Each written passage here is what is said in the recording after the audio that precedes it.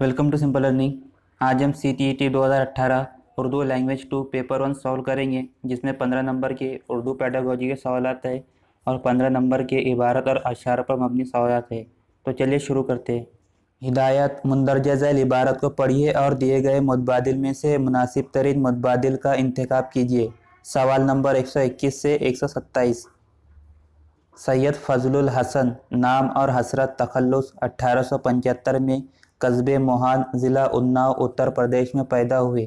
बाज़ किताबों में उनका सन पैदाइश 1880 और 1881 भी मिलता है। वो एक कामयाब शायर और बेबाक सहाफ़ी होने के साथ साथ एक सरगर्म सियासतदा और मुजाहिद आज़ादी भी थे। अरबी फ़ारसी की इब्तदाई तालीम मकतब में हासिल की। 1899 में मोहम्मडन एंग्लो ओरिएंटल कॉलेज मौजूदा अलीगढ़ मुस्लिम यूनिवर्सिटी में दाखिला ले लिया। हसरत ने 12 साल की उम्र में शेर कहना शुरू कर दिया था। सवाल नंबर 121 है, अरबी फ़ारसी की इब्तदाई तालीम यूनिवर्सिटी में हासिल की, प्राइवेट में हासिल की या कॉलेज में हासिल की या मकतब में हासिल की। जैसा कि आप इबारत में देख सकते हैं, अरबी फ़ारसी की इब्तदाई तालीम मकतब में हासिल की, इसलिए सही जवाब है ऑप्शन 4। सवाल number 122, government high school Fatehpur से मैट्रिक पास किया, BA पास किया, IA पास किया या MA की तालीम हासिल की। तो इबारत में इसके बारे में नहीं दिया गया है, लेकिन गवर्नमेंट हाई स्कूल से तो वो मैट्रिक ही पास करेंगे, क्योंकि BA या MA कॉलेज से पास किया जाता है, इसलिए सही जवाब है ऑप्शन 1।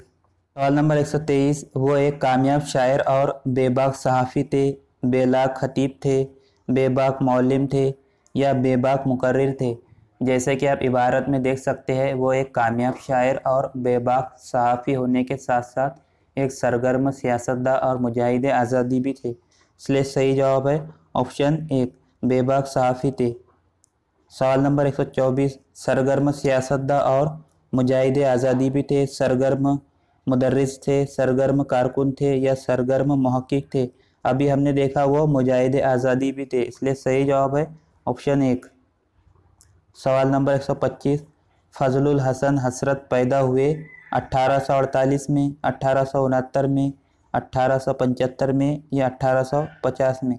जैसा कि इबारत में देख सकते हैं, फजलुल हसन और हसरत तखल्लुस 1875 में कस्बे मोहान में पैदा हुए, इसलिए सही जवाब है ऑप्शन 3। सवाल नंबर 126, वो कलमी नाम जिसे शायर अपने शेर में इस्तेमाल करता है खिताब, आदाब, लक़ब या तखल्लुस कहलाता है। तो सही जवाब है ऑप्शन 4। सवाल नंबर 127, मुजाहिद आज़ादी का मानी होता है स्कूल चलाने वाला, कुर्सी के लिए लड़ने वाला, आज़ादी के लिए लड़ने वाला या घर के लिए लड़ने वाला। सही जवाब है आज़ादी के लिए लड़ने वाला। हिदायत मुंदरजा झैल नज़्म को पढ़िए और दिए गए मुतबादिल में से मुनासिब तरीन मुतबादिल का इंतखाब कीजिए।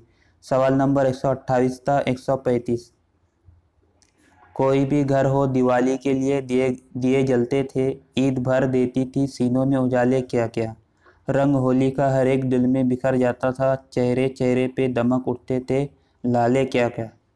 अजनबी हाथों ने लिखी थी जो तारीख तेरी, इसको क्या नाम दे सोची हुई तोहमत के सिवा। अपने हर प्यार को नफ़रत में बदलना चाहा, क्या पुकारे इसे चालाक सियासत के सिवा। ऐ वतन हम तेरी तारीख लिखेंगे फिर से, तेरी तारीख है दिलजोई व दिलदारी की, तेरी तारीख जहद की वफ़ा की तारीख, तेरी तारीख इख़वत की रवादारी की। सवाल नंबर 128, ईद सीनों में क्या भर देती है, सेवैया, मिठाइयाँ, खुशियाँ या उजाले। जैसा कि आप नज़्म देख सकते हैं, ईद भर देती थी सीनों में उजाले क्या क्या, इसलिए सही जवाब है ऑप्शन 4। सवाल नंबर 129, हर दिल में किसका रंग बिखर जाता है, होली का, सूरज का, दशहरे का या मुहर्रम का। जैसा कि आप नज़्म में देख सकते हैं, रंग होली का हर एक दिल में बिखर जाता है, इसलिए सही जवाब है ऑप्शन 1। सवाल नंबर 130, अजनबी हाथों ने क्या लिखी थी, कलाम तेरा, हिसाब तेरा, तारीख तेरी या सवानें तेरी। तो अजनबी हाथों ने लिखी थी जो तारीख तेरी, जैसा कि आप नज़्म में देख सकते हैं, इसलिए सही जवाब है ऑप्शन 3। सवाल नंबर 131, हम किसकी तारीख लिखेंगे, गांव की, वतन की, घर की या शहर की। तो हम किसकी तारीख लिखेंगे, वतन की तारीख लिखेंगे। सवाल नंबर 132, मुल्क की जमा है मुमालिक, मुहासिन, मुकामात या ऐलानात। सही जवाब है मुमालिक। सवाल नंबर 133, पंख पखेरु का मतलब होता है दरिंदे, चौपाए, चरिंदे या परिंदे। सही जवाब है परिंदे। सवाल नंबर 134, बागात के वाहिद होते हैं जाग, बाग, बाग या राग। तो सही जवाब है बाग। सवाल नंबर 135, मशरिक का ज़िद है मगरिब। सवाल नंबर 136, प्राइमरी स्कूल के तलबा में सुनने बोलने की महारत को उजागर करने के लिए दर्ज झैल में से मुफीद तरीका कौन सा है। रोल प्ले करना और ख़बर पढ़ना, किरदार के ज़रिए बातचीत करना, कहानी सुनाना और इमला करवाना, या नज़्म पढ़ना और ज़बान का इस्तेमाल बताना। प्राइमरी स्कूल में ज़बान सिखाने के लिए सबसे बेहतर और मुफीद तरीका होगा किरदार के ज़रिए बातचीत करके। अगर बच्चों को कोई किरदार देके उनसे परफॉर्म करवाएंगे तो वो डायलॉग भी बोलेंगे और इस तरह बच्चों की बोलने की सलाहियत में इजाफा होगा। इसलिए सही जवाब है ऑप्शन 2, किरदार के ज़रिए बातचीत करना। सवाल नंबर 137, ज़बान में मोतबर तालीम का मकसद है तलबा की इब्तदाई गलतियों की इस्लाह करना, तालीमी गलतियों में सुधार, या तालिब इल्मों में खुद एतमादी पैदा करना, या ऊपर के सभी। तो ज़बान में मोतबर तालीम का मकसद होगा तालिब इल्मों में खुद एतमादी पैदा करना और तालीमी गलतियों में सुधार पैदा करना भी होगा, और इसी तरह तलबा की इब्तदाई गलतियों की इस्लाह करना भी होगा। इसलिए सही जवाब होगा ऊपर के सभी। सवाल नंबर 138, ज़बान सिखाने में उमूमी तौर पर किस किस्म के सवालात मुफीद होते हैं। इशाइया तरीक़ेकार के, मारूज़ी तरीक़ेकार के, मुख्तसर जवाबात के या तवील जवाबात के। तो बच्चों के लिए सबसे ज़्यादा मुफीद होगा मुख्तसर जवाबात के सवालात।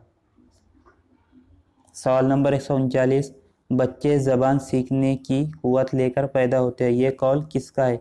वाइगोस्की, पाओलो, जीन पियाजे या चॉम्स्की। तो किसने कहा था, ये चॉम्स्की ने कहा था बच्चे ज़बान सीखने की क़ुव्वत लेकर पैदा होते हैं। इसलिए सही जवाब है ऑप्शन 4। सवाल नंबर 140, अगर कोई लड़की हिंदी ज़बान की तालिबा है और वो आपकी ज़बान सीखने आती है और आपकी ज़बान सीखते वक्त गलती करती है तो आप मौल्लिम की हैसियत से कौन सा तरीका सही मानते हैं। इसे नई ज़बान सीखने के लिए कम से कम आधा घंटा मशक़ करने का मशवरा देना चाहिए, या नई ज़बान सीखने के दौरान इसकी मादरी ज़बान के इस्तेमाल की छूट नहीं देना चाहिए, या इसे इसकी गलती करने को बार बार याद दिलाना चाहिए, या इसे ज़बान सीखने का ज़्यादा मौका देना चाहिए। तो देखिए यहाँ पे पहला ऑप्शन है इसे नई ज़बान सीखने के लिए कम से कम आधा घंटा मशक़ करने का मशवरा देना चाहिए। तो रोज़ाना आधा घंटा मशक़ करने से भी कोई बच्चा अच्छी तरह ज़बान नहीं सीख सकता। इसी तरह दूसरा ऑप्शन है इसकी मादरी ज़बान इस्तेमाल करने की छूट नहीं देना चाहिए, तो यह ऑप्शन भी गलत होगा। इसी तरह ऑप्शन 3 में है इसे इसकी गलती करने को बार बार याद दिला के कि तुम यहाँ गलती कर रही हो, तो बार बार गलतियाँ निकालना भी ठीक नहीं होगा, तो यह ऑप्शन भी गलत होगा।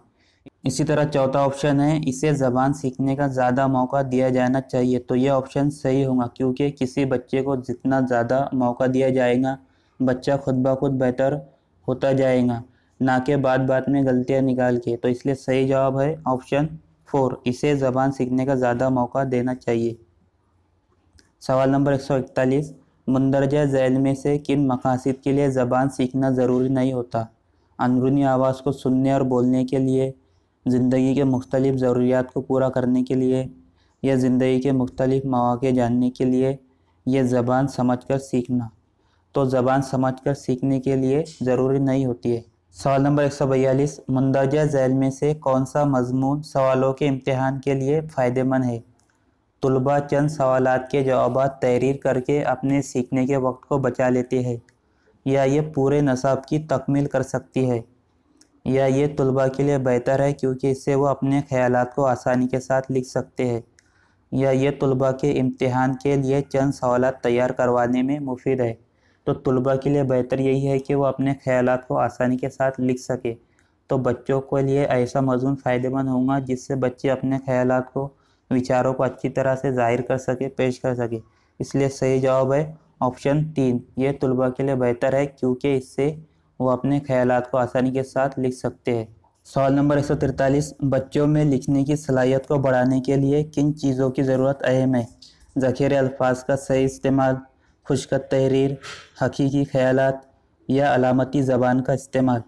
तो बच्चों में लिखने की सलाहियत को बढ़ाने के लिए या बेहतर बनाने के लिए ज़ख़ीरे अल्फाज का सही इस्तेमाल होना ज़रूरी है, इसलिए सही जवाब है ऑप्शन ए।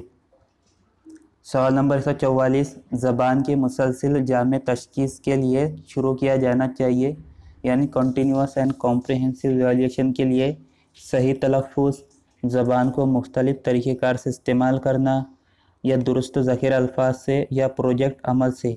अगर ज़बान को मुख्तलिफ़ तरीक़ेकार से इस्तेमाल करेंगे तो बच्चों की मुसलसिल जामे तशख़ीस हो सकती है, इसलिए सही जवाब है ऑप्शन 2।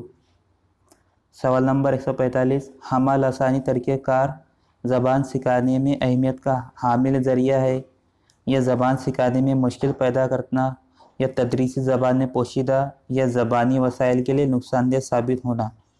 सही जवाब है ऑप्शन 1, ज़बान सिखाने में अहमियत का हामिल ज़रिया। सवाल नंबर 146, ज़बान इब्तदाई शक्ल में होती है, तहरीरी ज़बान, मुँह ज़बानी, इशाराती या कवायदी ज़बान। तो ज़बान इब्तदाई शक्ल में होती है इशाराती ज़बान। सवाल नंबर 147, इब्तदाई सतह की तालीम में कहानी और नज़्म को किस हद तक ज़रूरी मानते हैं? मुख्तलिफ़ शय के नामों और मिसालों से ज़बान की वज़ाहत होनी चाहिए, नज़्म और कहानी मशहूर तख्लीक़ कार की होनी चाहिए, वो मुफीद होनी चाहिए, यह नज़्म और कहानी ज़ख़ीरा अल्फाज से भरपूर होनी चाहिए। सही जवाब है ऑप्शन 4, नज़्म और कहानी ज़ख़ीरा अल्फाज से भरपूर होनी चाहिए। सवाल नंबर 148, कवायद सिखाने से ज़बान में कैसी मदद मिलती है? तेदाद, ख़वानदगी, इस्लाह होती है या रवानी? सही जवाब है इस्लाह होती है। सवाल नंबर 149, तहरीर के उसूलों में शामिल है दुरुस्त अदायगी, बेहतर ज़ख़ीरे अल्फाज, कहानी का मज़मून या तख़ील का होना। तो सही जवाब है दुरुस्त अदायगी। सवाल नंबर 150, ज़बान को उजागर करने का असल मकसद होना चाहिए तलबा की कामयाबी की जांच करने के लिए, गलतियों का अंदाज़ा करना और सिखाने की कमी को पूरा करने के लिए, या तलबा की गलतियों का पता लगाना या तलबा की कारकर्दगी को बेहतर बनाने का फ़ैसला करने के लिए। तो ज़बान को उजागर करने का असल मकसद होना चाहिए गलतियों का अंदाज़ा करके और सिखाने की कमी को पूरा करने के लिए, इसलिए सही जवाब है ऑप्शन 2। तो ये था उर्दू का सॉल्व पेपर। अगर आपको वीडियो अच्छा लगे तो लाइक कीजिए, शेयर कीजिए और चैनल को सब्सक्राइब कीजिए।